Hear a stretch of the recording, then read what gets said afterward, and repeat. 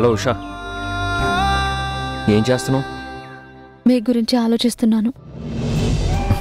నాకు తెలుసు నువ్వు ఆ ఫీల్డ్లో ఉంటావని.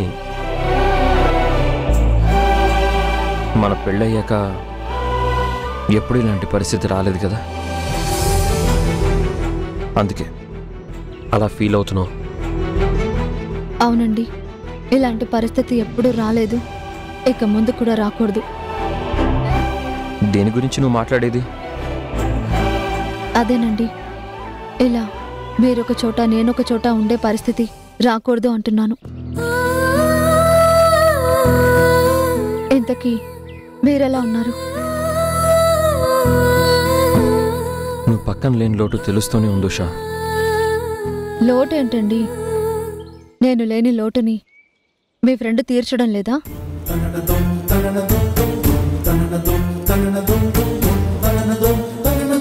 బొమ్మరిల్లు రాత్రి 8 గంటలకు మీ ఈటీవీలో.